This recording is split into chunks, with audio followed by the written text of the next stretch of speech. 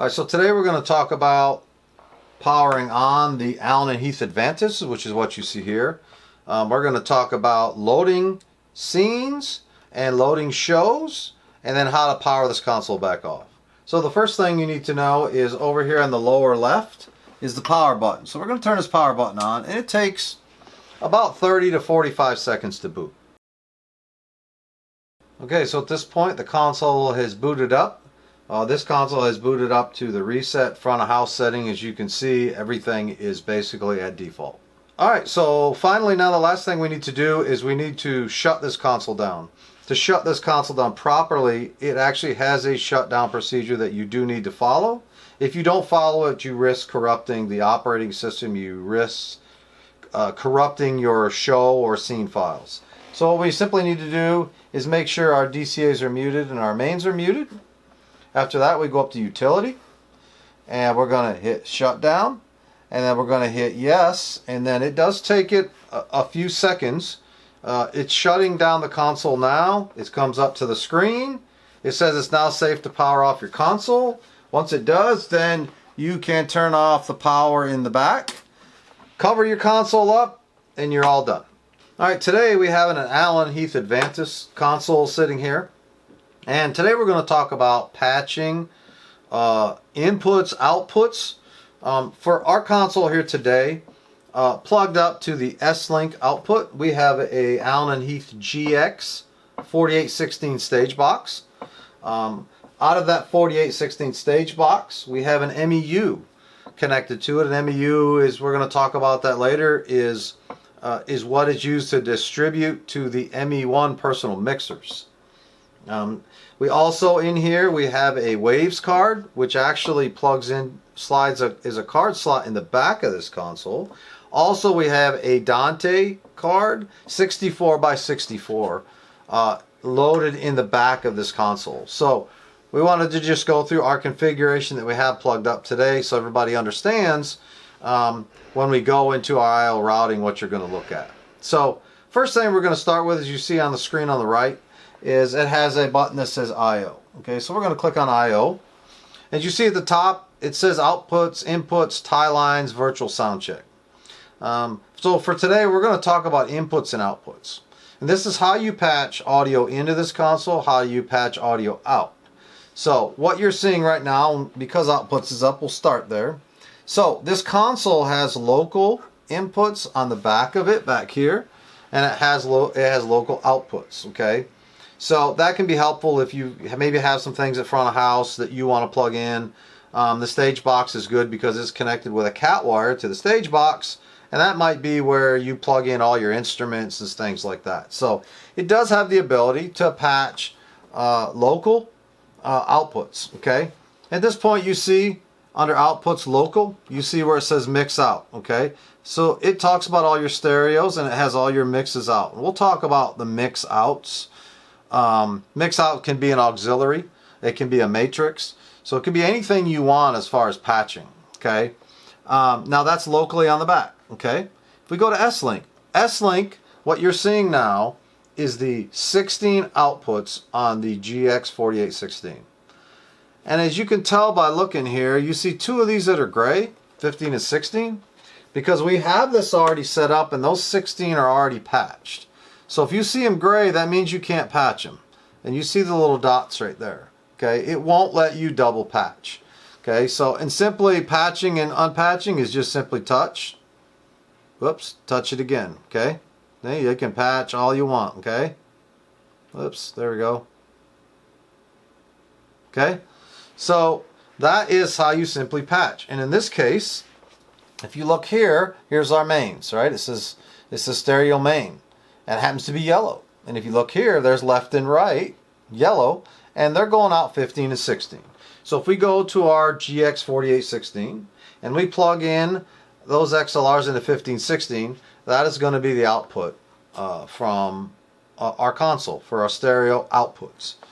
Obviously, there's still all the rest of your mix outs and everything we talked about.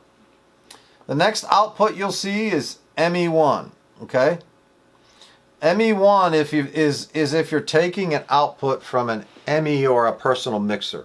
In this case, Our personal mixers are going to be used by band members, could be used by a vocalist. So we're going to talk more about the ME1 when we talk about inputs, because we're going to have to send inputs or send audio to the ME1. So the same thing, we talked about I/O port 1. If you look in the back of the console, I/O port 1 is labeled, and if you look back there, it has a Waves card in it. The Waves card is used to connect to any one of Waves sound grid products. And so in a future video, we're going to talk about the Extreme server that we have, and we'll talk about how to actually patch that. Second I/O port is a Dante card. Okay, this is how you're going to send your outputs potentially to your Dante network. They can be picked up by Pro Tools, Logic, can be picked up basically by just about any DAW or any recording software. So that's what I/O port 2 is. So now we're going to move to inputs, which is where you're going to see we do have some things patched. Okay, in this case on the console we have here, we have input channels and local.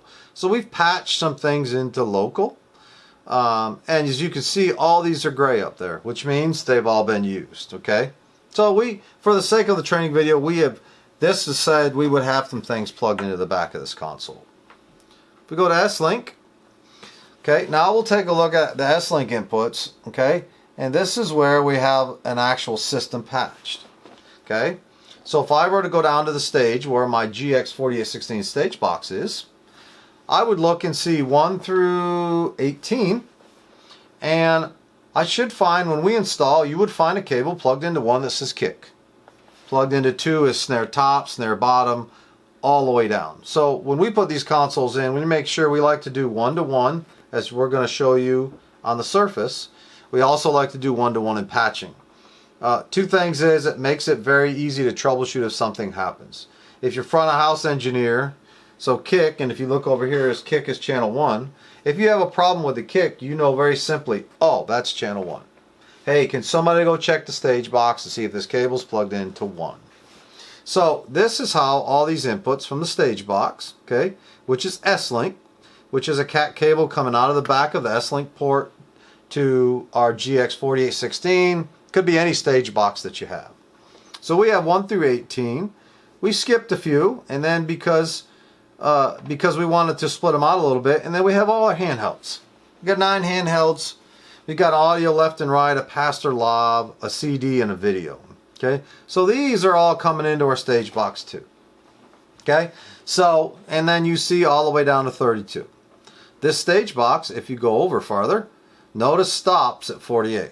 It's a GX4816 that only has 48 inputs, which is why you see 49 and above have the little slashed gray box, because those there's not available.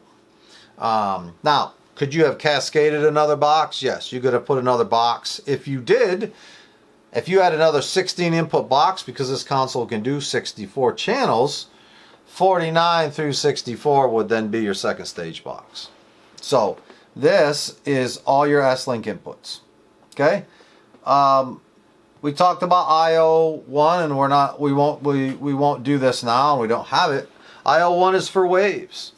So keep in mind with Waves, real quick, if you're going to patch Waves, you have to send a channel to Waves as an input, and you have to get it back.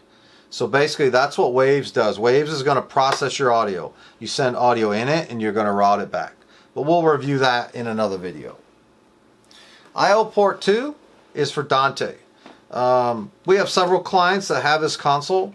They're running Pro Tools, they're running Logic, they're running another DAW to do broadcast recording and broadcast audio for live stream. So you would have to take, you would have to be able to do the same thing. You're going to send and receive Dante. That's how it's going to get to your DAW. So as you see, we don't have it set up. We'll talk about in another video how you route in and out for Dante as well. But we won't review that now. Okay, so this is input output I/O. So this is very critical, and as you notice, the last thing I want to cover is be very careful in here, because you could simply hit this, turn something on off, and leave. Okay, as you notice, it didn't tell me I did it. Didn't tell me I unpatched anything. Didn't say, do you want to change it? Okay, it assumes when you're in here you know what you want to do, so you have to be careful. The touch screens, you saw me a couple of times, you've got to be very specific. So you've got to watch your blocks, make sure that when you go in, make sure you've only touched what you want to change, or if you just want to look and check. And obviously you can see on the left by all the check marks, see, just like that. That's a good example, right? Look how just by getting that close to the touch screen, it actually brought that menu up. So just something to watch out for, to be careful. I've done it before on accident. Accidentally unpatched something. Anyway, so what we talked about here was patching inputs and patching outputs on the Allen and Heath Advantis. Alright, so today in this video we're going to talk about the layers of the Allen and Heath Advantis console, which you see in front of you. Just for the video's sake, we do have a GX4816 on the S-Link. We have an MEU connected, and we have 8 ME1 personal mixers connected to that. And we do have a Waves card, and we do have a Dante 64x64 card loaded. So today we want to talk about the input layers of this console. If you look at this, the input layers really would be considered on the left, and the outputs are really on the right. So for this video, we're just going to kind of briefly go over the layers of this console. So if we start here on the left, you kind of see that we have a layer built already, and as we talked about in previous videos, we like to be one-to-one. So as you see, we have our kick over here, and we work through all of our instruments on this input layer. Okay, and if you notice over here, we're on layer A, and there's a A, B, C, D, E, and F layer. Okay, these layers that we're going to show you can be customized to be in basically any layout that you want. Okay, we're going to show you how you can move these around if you'd so like. But we're going to start with layer A. So if I hit B, okay, these are motorized faders. So on layer B, we've put the bottom keyboard left and right. We put the top keyboard left and right, and we put the 2 track channels there. It's just the way we decided to set it up. And if we go to layer C, we have all of our handhelds, audio input left and right, pastor's lav, and on D we've got CD and video. If you notice from there on up, if you notice those are gray, it's because these aren't patched to anything. Okay? Layer E is where we put all of our local inputs, just where we decided to put them. So these, and that's why we laid it, we're not sure what they're going to be, so they're just L1 through L7. Those are local inputs. We have a talkback microphone, and we have some other stereo ins and outs. So, and then layer F, as you notice, even though this is an input side, this is FX return. And we're going to talk about in another video effects. But like we talked about in other videos, in order to use an effect, you have to have a FX send, and the FX return is coming back to the input side. Okay, it has to go through the effects unit and come back. So that's why you see FX returns on this side. We'll talk about the FX on the other side here in another video. So what we talked about with the basic layers here, we've got all of our little numbers here. One thing I want to notice on the layers, if you can see it over here, to the left of each button, there's a little red LED that says PK. Okay? Just so you know, if you look down through there and you see one of those red lights coming on or flashing, what it means is a channel in that layer is actually peaking. So you may see a flasher on C, even though you're looking at A, so it's a good indicator, oh, I probably need to go over there and take a look at that. We're going to show you a little bit more in another video when we get in the channel strips about what that actually looks like. So this is layers, like I said, A through F. Let's say you looked at this and said, well, you know what, I think I'm going to go to layer B, and I want to put a microphone on 20 and 21. Okay, so there's nothing here, but when I'm here, I want to put something here. Thing to note with this is if you can have the same channel in multiple layers. I could have a microphone in A through F. They're going to act like one fader. They're going to act like one processing. They're going to act like one, okay? But I can have them wherever I think is convenient. So in this case, I'm going to look at this and say, oh, hey, I think I'm going to put a microphone in here. And for instance, because I know Pastor during his invitation, he likes to have the keyboard playing, I'd like to have the keyboard playing and his lav. So I'm in one layer and I can watch his layer. So what we need to do is we need to go over here to setup. And if you look, it already comes up to controls and strip assignment. Okay. And if you look, it shows my channels here. Down here, these are all my available channels. This is bank 2. This is bank 1. Okay. So I'm going to go to bank 1. Okay. And I want to be on B, which it is. And then I said, hey, I want to go find Pastor's lav. So I'm just going to, whoops, sorry, I didn't mean to drag that one. I'm going to go to 33 to 36. Oh, and there's Pastor's lav. Looks like it's 38. So all I do is drag this wherever I want it. And I'm going to put it right here. And as simple as that, I've just put Pastor's lav right here. Now, just for the sake of understanding, if I push this lav up to +5 or plus whatever it is, 4.5, if I go to Pastor's lav channel, it's going to match. Okay, it's the same channel. It's just in a different layer. So if I happen to pull it down here, and I go back to here, it's going to be pulled down here. But simply, any one of these banks, you can drag and drop whatever you want. If you so even wanted to, you could say, well, I got Pastor's lav here. Oh, I don't know. Maybe I'm going to put, and we'll talk about what a DCA is. I'm going to put the band DCA here too, so I can pull the whole band down. Okay, so now you kind of see it shows you there, and we'll talk about DCAs. Now, I've got Pastor's lav, I got the whole band DCA, and I got everything I need here. If I go, oh, I didn't want that, I just drag it out. Just drag it back out, put it at the top, it's gone. Okay? Now as you see that it's blank, that means there's nothing there. These are patched because 22, 23, 24 is patched. If you say, well, you know what, I don't want to see anything there if there's nothing, if I'm not using it. So you can go back and say, oh, okay, so I'm going to take out 22, 23, 24, and 19. Now if you noticed, I just took the strip out and it's blank. Okay? Or if you say, oh, well, I don't really want Pastor's lav either, I'm just going to throw that back up here too. Okay? So you can do that for any bank. A, B, C, D, E, and F. You can do that with anything. It's just simply a drag and drop. That's as easy as customizing the surface. The same thing does apply for bank 2. Okay? Bank 2. Here's bank 2. Okay? A, B, C, D, E, F. Same thing. Okay? You could say, well, I'm not sure why you would, but you could say, well, I'm going to put Pastor's lav over here. Okay. If you really so want it to be, you can put it over here. Okay? So, I recommend keeping inputs and outputs separately because it's a little bit easier, but doesn't mean you can't put an input here or you can put an output here. And it's just simply drag and drop. Just as simple as that. You say, oh, I want it, or oh, no, I don't. It's gone. So that's how easy it is to customize this surface.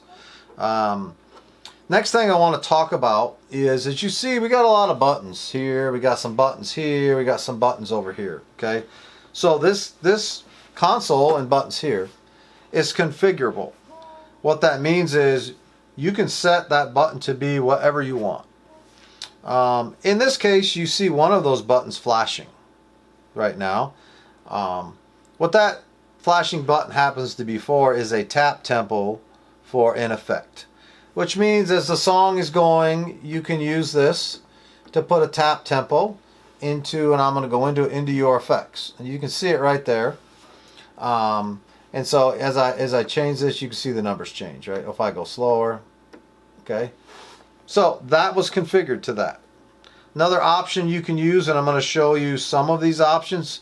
There's a bunch of options on how you can configure any one of these buttons. Okay, so in order to set up any one of these customizable keys, we're going to go back into setup where we are, and we go into soft keys, okay? If you notice looking at the soft key menu, there's 1 through 24. And if you go down through here, you'll find 1 through 24. From here, across to here, and 23, 24 over here. Question is, well, what do you want to be 23, 24? As you see on here, there's a ton of functions, okay? And so, if you look at soft key number 1, okay, right now its function says it's set to be a mute group. So if you go look, here's all the functions you can have, okay? Ton of functions from processing to faders, starts, stops, level up and down, all kinds of mix mutes. We won't get into all that in this video, but it's all configurable on what do I want this button to do for me. Okay, so in this case, it says soft key, it says mute group 1.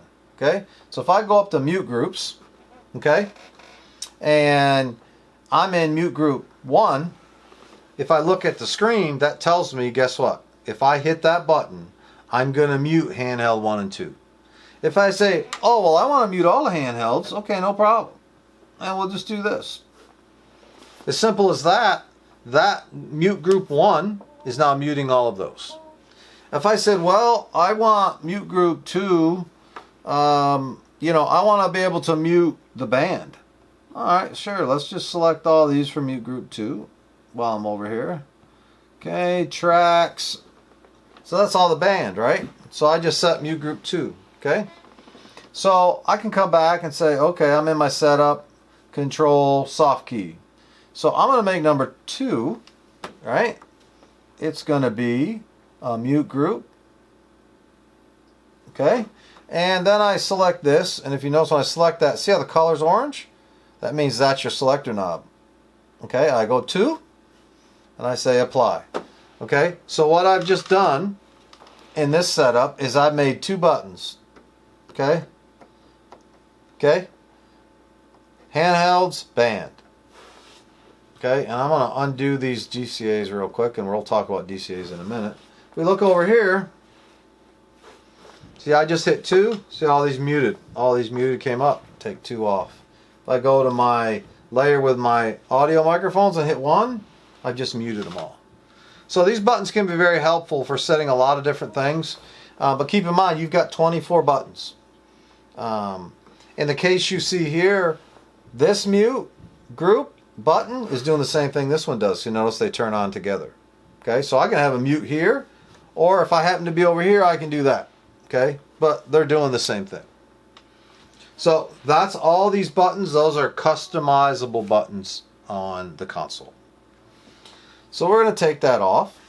The next thing we're going to talk about is this screen you see here. Okay, we're going to talk about DCAs. And if you notice with the DCAs, these are all kind of grouped. Okay, so we have drums, and all the drums are in this DCA group. All of our guitars are here. Our keyboards are here. Tracks, bass. We did put a headset to be able to have better control of the main speaker or pastor's lavalier mic. All of the handhelds, and then all of the band. So real quickly, the way a DCA is operating is your inputs are here. So if we talk about the drums, here's all my inputs from the drums. Okay, these levels are going to this DCA to control this audio level before it goes out to the main speakers. That's simply put, that's how it works. Now, a DCA will also, if I mute a DCA, look what happened. It did mute my drums as well. Okay? Alright, so if I do guitars, it does the same thing. This is nice, especially with drums. Once you get a kind of a mix that you want with your drums, this is great to be able, I can turn my drums up or I can turn my drums down. Versus having to come over here and get 8 fingers, right, and try to go like this, and then usually what happens is you end up messing up your mix because you don't get exactly what you want. So this is kind of a good place to do that. Same with guitars, keys, tracks, all of this stuff. And then, of course, the band. Pastor walks up, you unmute him, you got to pull the band down a little bit, right? Sometimes you got to pull the band down. But that's what DCAs are, and that's how we set them up. Drums, guitars, keys, tracks, bass, excuse me, headset, Vox, and the band. All these So it goes from input to DCA to here. Now, the logical question is then, hey, wait a minute, how did we put all of those in here? Or let's say, oh, I got another guitar player, or I got another keyboard, or this week I got 2 more tracks, okay? So you want to add them into that DCA group, okay? So now I'm going to show you how to add those into your DCA group. Okay, so in order to add those, we're going to go up to routing, okay? And once I click in routing, if you look at the top menu, it says up here DCA, okay? So here's DCA. Now as you see here, you just see all the buttons and you see DCAs 1 through 8, which match what we see down here. So in order to add something or remove something from there, we're going to hit this little PAFL button, okay? So once I hit that for number 1, okay, now you see that this is everything that's in it, okay? That's everything that's in the guitar channel, the keys channel, and you see them all lit. It's very simple. If you want to add or remove something, for instance, if you say, I'm going to go over to the Vox and say, well, I want to leave handheld 9 so it's always I control it, I just take that off. And just like that microphone is now no longer in this, which means it goes straight from the input right to the output. Okay, it doesn't have to go through a DCA. So you can decide if you do or don't. I prefer to have, or we normally set ours up to just about everything is going through a DCA. Sometimes maybe you don't want a keyboard in there because they use it a lot, or they use it for pastor's altar call, but the DCAs are there. They're very helpful to be able to mix with. You get a good mix going and you just want to turn a little vocal up or a little bass up, or oh, I got a guitar interlude coming, I want to turn it up. It's great. You have control from right here. So I'm going to put 9 back on, and then I exit back out, and of course my menu would update. So that's basically how you add or remove things to a DCA. So to recap, we talked about layers, we talked about the A through F on both sides. We talked about kind of keeping this as an input and that as an output is a good general rule, though you can swap them. We talked about mute groups and how to set mute groups to all these customizable buttons. We also talked about DCAs. Just to recap, are from input to DCA, which think of it as volume control, out to the mains. All right, in today's video, we're going to talk about naming, customizing channels, and the channel strip on our Advantis, Allen & Heath Advantis console. In our case, we have a console that is running a GX 4816 stage box. We do have some personal mixers, some ME1, and in our case, we have a microphone, which is this wired microphone right here we're going to use. We have this wired microphone hooked up to a handheld channel right now, just so we can get some indicators as we talk through what these channels do. So we happen to be on layer C, and so I can select this channel right here, and I can simply touch this touch screen. And so on this screen right here, I'm seeing preamp input. I have a trim. If I look up here, I said, oh, I've got S-Link 19. Well, that means this microphone is plugged into our stage box because it's on S-Link and it's on socket 19. Can you change it here? You absolutely can. Okay, now here's the thing here. You can change it, okay, and hit apply, and it will do the same thing it did in the I/O routing. So just be cautious of that. Right here, click and hold. That's the 48 volts for phantom power. It does have a pad. If you have something coming in extremely hot, you can pad it. Like if you noticed, I put pad and look where it went. Okay, so I can unpad it. So I have a gain. When I select that, once again, like anything on this console, whatever's orange is what's controlled by here. So I can use this to control the gain. Now keep in mind the gain is going to affect everything. It's going to be the gain, the preamp gain going through the console, anything you route out, whether it be through waves or through the Dante card, out to an aux. So the key is you really want to get your gain set properly. And then once you get a good gain, you can run this trim for your console. Okay, I can turn this way down. The gain going everywhere else is going to be fine, but this is the trim for this channel. Okay, that's gain trim. Okay, so in this case you can see we can adjust the trim. I'm going to leave the trim there. I'm going to probably turn this down just a little bit. So trying to get a good level. Looks like we got a pretty decent level from a gain perspective, okay? And you, of course, you can see this on the meter. So the next one we're going to move over to is the filter tab. Filter tab is basically to set the high pass and the low pass filter. If you notice, they're both gray right now because they're off, okay? If I turn this on, okay, then simply just like before, I select that. Oh, where's orange? Orange is right here, okay? So I can slide this over and I have a graphical interface. Now, the nice thing about this console too is you can do this, okay? And you can do this with all the rest of these things we're going to go through. So you don't necessarily have to select and do that. You can just touch this and just drag it, okay? You can reach over, grab this one, okay? Notice how I touched it and it automatically selected, okay? So I can just do this, okay? So that's going to be key to remember through any one of these tabs that we go through. So I'm going to turn that off for now. So that's a high pass, low pass filter. So the next tab over is gate. So we're not going to spend a lot of time talking about specifically how to set a gate up. We'll have some other videos that we're going to talk about how to set gates and some of these other tabs you see up here. But this is the tab, and it's simply the same thing. It's a touch screen. You can slide the thresholds around and all of that. So it's the same thing. You can select curves and side chains, but we're not going to get into all that for now. Insert A, just like we were talking about earlier, how we have a Waves card and a Dante card in here. And with with Waves, you have to send a signal out to Waves and send it back. And so in this case, this is where you would end up doing that right here. So our Waves card that we have is in IO port 1.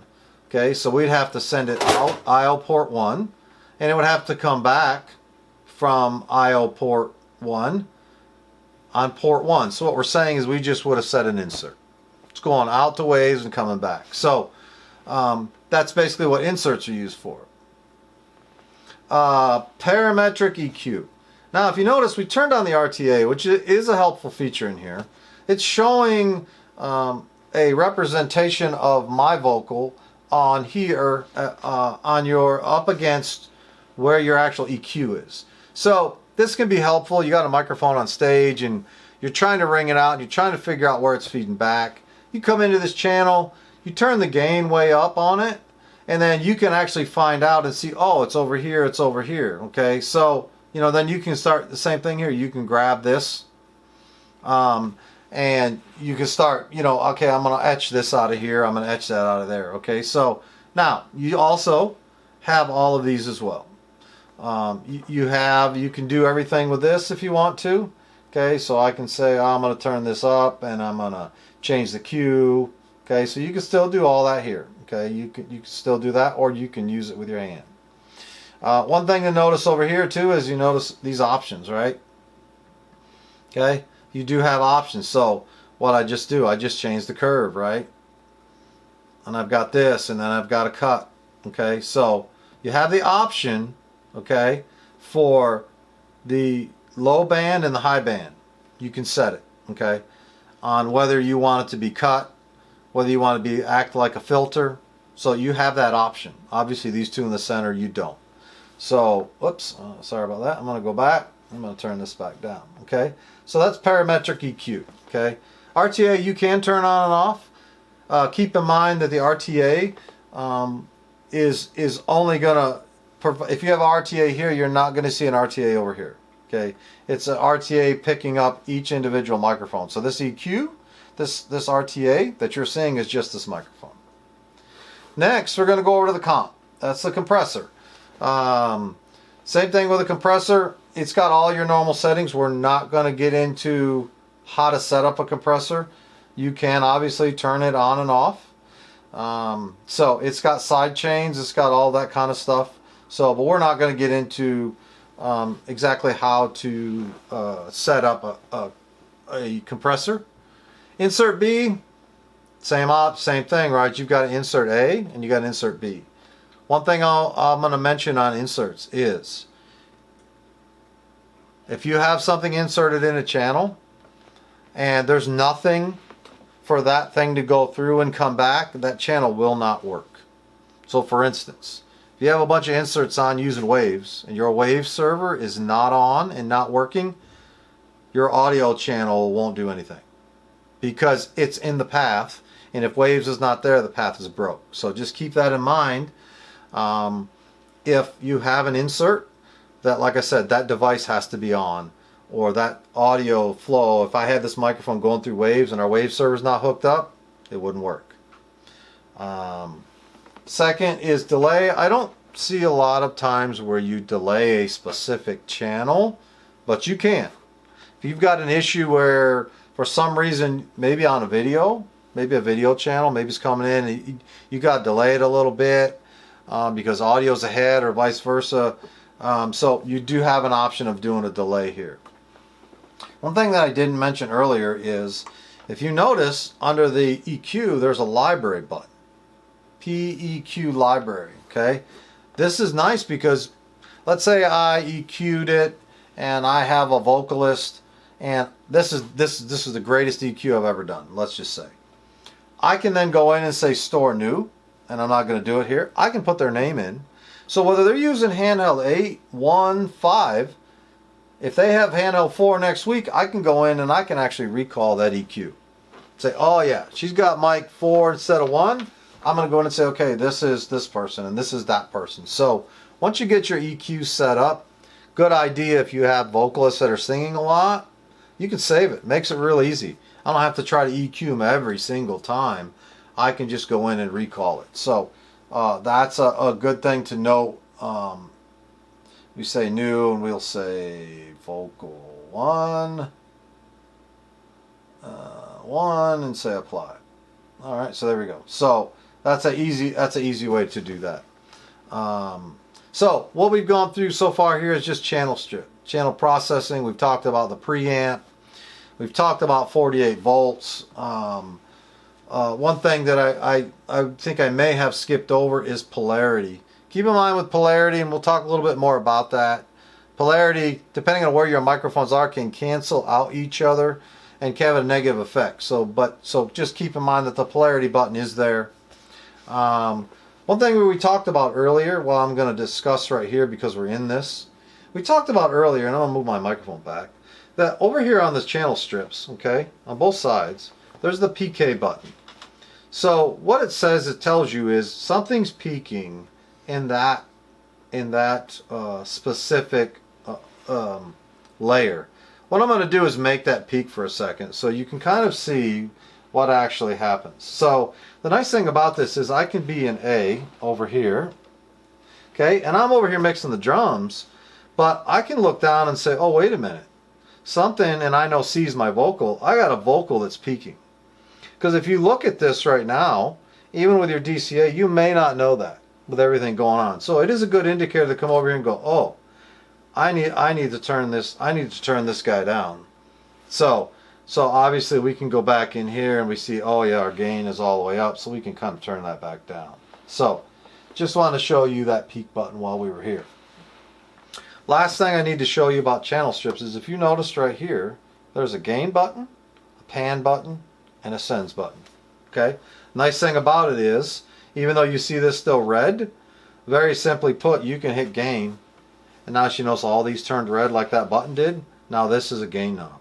Okay, if I hit pan, now you see an update. Right now these are all pan. And sends, we're going to talk about sends briefly.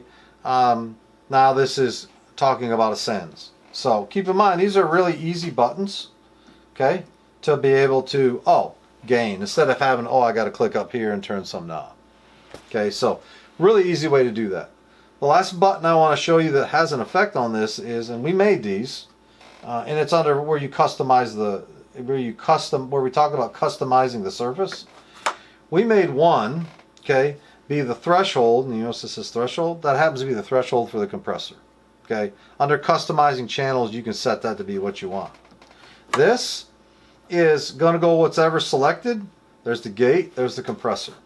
So if I select these channels, okay, I see it right here. So I don't have to go through here and down to compressor. I can do it simply here. I like the threshold. I like to have the compressor and the gate there. And then I like to have, that's my high pass filter. That's just what I like, because it saves me from all the taps on the screen. Oh, I got a problem, I go to gain, I select my channel, boom, right? Pan maybe, and then pan, it depends. Like if you've got a stereo system, you might want to pan your drums and your vocals, so it is nice to have that. And then obviously, I'm sorry, I skipped down the wrong one. Gate compressor, high pass filter, compressor. So these you can't change. Gain, pan, send stays that way. These three are configurable. So there's a few different options you can talk about. But so the final thing I think we're going to now move to is we're going to move to the output side. Okay, one final thing to note that I don't think I mentioned is if you look up here, when you see insert A and we talk about insert B, if you noticed, it is in the process chain on how it processes. So insert A is after the gate, okay? Insert B is then after all of this and after the compressor. Okay, so just keep in mind as you're inserting things, just know that this is the process flow. So A is actually inserts there before the EQ and before the compressor. B is after the EQ and after the compressor. That's critical to know based on whatever you're inserting. You'll want to know where to put that in the chain.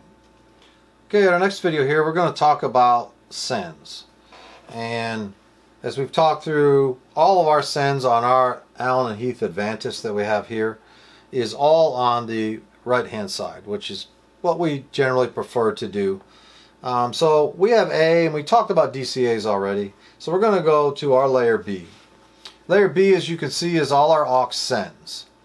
When we get into sends, there's several scenarios that this console can have as far as how many auxes you have, how many matrices you have, and how they're set up.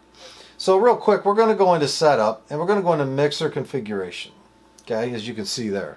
So we just have it set up by default, which is pretty much 2 mono groups, 2 stereo groups, 8 effects that are mono. There's 8 mono auxes, and there's 5 that are stereo. And then we have 2 matrices that are mono and 2 that are stereo. Okay, so, and we're running a left and right as far as how our mains are. So keep in mind, you can change those any way you want. If you say, well, I want to have 12 mono auxes and I only want to have 1 stereo, that's fine.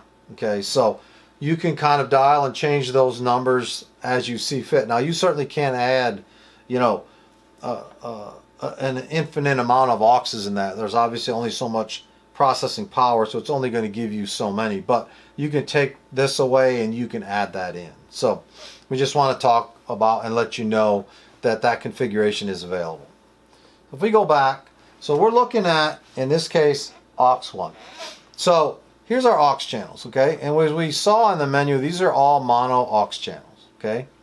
And if you notice when I click on this mix button right here, so if I click mix, okay, I'm now mixing what? I'm mixing the mains, okay? As you can see here, this is, you know, we're just going to kind of throw these up in somewhere. So this is kind of where, here's my mix for the house, okay? So I got all my faders around, okay? So that's my mix for there. If I don't say, well, I got a monitor hooked up to aux 1, what am I sending to aux 1? So I hit mix. Okay, so if you look right now, there's nothing going out that aux channel. Okay, we have our microphone sitting here, and it's hooked, happens to be hooked up to, as you see here, and it's the handheld one. Okay, so what I'm going to simply do is if I hit mix, and I make sure I'm on gain, and I'll show you why you have to be on gain, and I push this up. Okay, I'm now sending this, as you can see, pre-fader to aux 1. One thing I want to point out is we talked about gain structure earlier, and we talked about the preamp gain, and we talked about the effect preamp gain has on your auxes. So if you notice right now, I don't really, though I could have a level here and I could turn my mains way up, my house could be great, but this aux channel is going to be pretty low. So this is where, when you go back to gain, you want to make sure this is gained appropriately, because as you can see, as I turn this up, now I have a good level to my aux, okay? So if you decide that, hey, I need to get my gain levels right, remember, you can go into trim and say, oh, on my console, I'm going to turn this trim back down on my console, okay? So just keep that in mind, right? That preamp gain and the gain of that channel is going to affect any send that you have. Okay, so in this case we're sending handheld 1 through, because we have the mix button and it's on a fader right here. Key to remember is when you're done, make sure you go back to mix in the house, because if you're on this mix channel, all you're doing is controlling what goes out aux 1. You can move these faders all around all you want, nothing's going to change in your house because the mix button isn't set to what you want to mix. Okay, another way to be able to send something to an aux is there's this sends button. I can hit the sends button. I can select aux 1, okay, and if I hit the send, I can then use that to, oops, sorry, I can send to this mix. Okay, so I hit mix, send, see all these all turn blue, okay, and then I can do this. You can see it here. I can change it here. Same way I did it with the faders, I can do it with the dials. It's probably quicker because you're already in gain anyway, just to hit mix and then dial up whatever you want. But there are 2 options to do it. And so as you see, these actually all turn blue as well. So there's just 2 ways to send to an aux. Okay. So these auxes, as you see, as we showed you here, okay, is set to pre. Okay. So I'm going to show you now what do you say, well, I don't want that to be pre, I want it to be post. Now you have to be careful where your sends are. You certainly don't want to send a post fader, post fader to a monitor channel, because your vocalist or your instrumentalists on the stage are not going to like you adjusting house sound and affecting their monitor. So just be careful before you do that. So in order to do that, we're going to go into routing. So if I select routing, I see all 64 channels that this console has the capability of, and it actually is showing me a couple of options here. It's showing me the 3 channels that are on. It's also showing me all 3 of those channels are pre. And how do I know that? Is because they're all green. Okay, so I'm going to go over to here and I'm going to show you what's going to happen. So right now I'm on pre, I'm on mix in the house. If I pull down this channel, okay, as far as the house is concerned, I just took it out. Right? I have nothing going to the house. But if you notice, because this is pre, I still see it on my aux channel, which is what we want. So I'm going to put this back up in the house. If I change this now to post, notice how it changes to, I guess that's pink. Now what happens is if I pull it down in the house, it takes it out of my aux channel. Like I said, you have to be very careful on where you use that.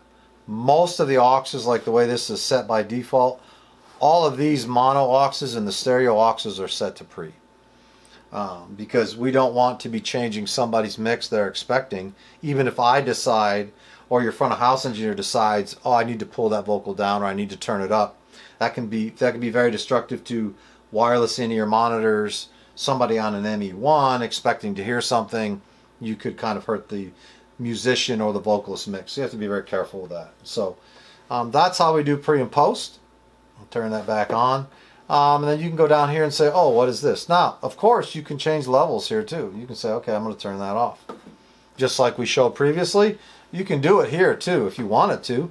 You could come into this menu, select an aux and say, okay, I'm going to go like this and I'm going to turn all these up. So you can so choose to do it that way. So once I said these are mono auxes, the same thing is going to work for the stereo. It's the same thing, okay? Same idea, same routing, same way that you would send, do pre, do post, whatever the case might be. Next thing on the list we're going to talk about is going to be our effects layer. So for this, we're going to select FX right here, okay? So in this case, as we remembered earlier, we said we had 8 channels in our setup. We talked about we had 8 channels of effects. As you see, these are the effects sitting right here. Keep in mind, as we talked about earlier, there's an effect send and there's an effects return, okay? So in this case, these are effects sends, okay? So the first thing we got to do is say, well, I've got a vocal mic going now, but I need to put something into that effect. The same send way we did before, whether it's via the mix or the send, is the same way. So I'm going to say mix. If you look over here, all my faders pulled down. So I'm going to say, hey, I want to put this right here on effects 1. Okay? So now, same thing applies with gain, right? Got to make sure I got a good gain, or this effect unit isn't going to operate well at the same time. And that's where it goes back to gain is critical. So I'm going to put a little more gain in that anyway. So there's my, in this case, a reverb. Okay, now I've got multiple, so I can say, well, I'm going to go over to, and we're going to show you I delay, and I'm going to put the delay in there. So I want a delay, okay? Now, if you notice, you see on the screens, you're seeing delays input and the return, okay? So that's kind of what you're seeing here, okay? That's kind of what it's showing you. But this fader's is the basically the send from the channel or the input into the effects. As we talked about, we got a little tap tempo here still, and it's flashing. That's why it flashes. So you see it change. That's going to adjust the tempo of, in this case, our delay. Now we say, oh, great. Okay, so I got this here. But the question is, you may go, hey, listen, I don't hear it. See it, I don't hear it. So then we come back over to our input side and move my microphone back a little bit. And over here, as you see, this is why you don't hear it. You see it, reverb 1 and delay, but guess what? My faders aren't up, okay? I have to return this up back to my mains, okay? It has to go from here back to my mains. So there's a couple of ways to do this. I prefer to keep all my sends over here, my buses at unity, and control it here, or you can do it vice versa. Okay, it's really up to you. But the key is these have to go in concert. I would set one at unity and control the other one. If you try to mix and match, you're going to forget who's who. Okay, but the key to remember is you've got to have a send and a return. Okay, if you don't have one of these up, it's not going to work. Like this thing is saying, hey, it's got something and it's returning something. But listen, if these are pulled down, then you're out of luck. I usually run them this way just because I know these are all my inputs. I can get all this over here and it's fine, but listen, if I want to do a delay or something, I do it over here. The other reason I'll do that sometimes, if it was me, I probably would move these 3 channels for somewhere else, and I actually would put my vocals and I would put my control right there. I would actually put here's my mics, here's my reverb 1, here's my delay. I would put them right here. That's just a personal preference. You can set it. That's where the nice ability to customize this console the way you operate makes it very easy. So that's how we do effects. Same idea with mix. You can do it with a sends dial. Like I said, just remember, you have to have an input. Make sure that your returns are up or you won't have any effects. So why would you want to put an Allen Heath Advantis in a house of worship? Let me talk about real quick about the configuration we have sitting here today. So right now we have an Allen Heath Advantis console sitting here. We have a GX4816 stage box connected to the S-Link port. We also have an MEU, which is used to make a connection from the GX4816 to our ME1 personal mixers. So this is a system that we have sitting here today. So this system, currently as it stands, the GX4816 can handle 48 inputs by 16 outputs. The Advantis system itself can have up to 64 inputs and up to 48 buses. And when we say buses, it could be any send out. Okay. It also has on the back of the console, it has 12 local inputs, it has 12 local outputs, plus an AES in and an AES out. It also has in the back, it has 2 card slots, and in our system here, we have a Waves card for connecting to a Waves sound grid, and we also have a Dante card in it. So we're able to send Dante to other DAWs like Pro Tools, Logic, other recording systems. Also, as we mentioned, we have a ME1 personal mixers hooked up, and the key to remember with our ME1s for Allen Heath is they are 40 channels. So we could take 40 channels from this console and send to that ME1 for the vocalist or for the instrumentalist to create their own mix. So once again, why? Why would I put this in a house of worship? A lot of buttons, looks pretty complicated. I'm not sure it's going to work for me. Well, this console will work well in the houses of worship, and we've put a lot of them in houses of worship. Primarily because, as you see here, it has two big, large touchscreens. So the navigation isn't, oh, I got to find the right button or the right sequence of buttons, and I can't get where I need to go. I can pretty much just touch what I want. So if I want to go and say, oh, here's my kick, I can just touch the kick, okay? And then I can say, oh, I want to see... Here's all my processing for this channel. Here's all my preamps, my gates, compressors, everything is just a touch screen, okay?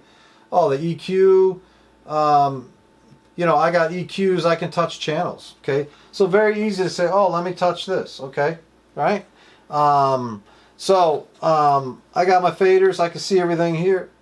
We also have, if you notice, 6 layers on this side, 6 layers on that side. So I've got all these different layers that we built in ours. This is the way we built it. Now, here's the thing. You say, well, that's not the layout I use. I don't really like their layout. Well, that's fine. This layer is completely customizable. You can put any input, output channel you want anywhere on any layer. You can change the color if you want. You can have it be any color you want. So this can be whatever you want it to be. Okay? If you say, well, I'm going to put everything from this side over here too, that's fine. It's simply a drag and drop. You go into a menu, you say, I'm going to drag this one in, I drag this one out. So customizable on both sides, okay, as far as what you want it to be, all the names, all the editing. So it does make it very easy. So in our side, DCAs going out to the mains. Our aux channels are right here. We put our effects right here. We have groups. It also has matrices out. We use a matrix out, like for instance, to send to record. And then this layer, as you see, not even used. So it can be anything you want. Make a combination of anything that you want. Other thing is you see all these keys, and this one happens to be flashing because it's programmed. There's 24 keys across here, here, all the way over to here. Completely customizable. They can be mute groups. They can be a fader on and off. They can be a myriad of things that you can customize to be any button to do anything you want. So those buttons are there to say, what do I want? It does have some buttons here as far as gain for channels and pan.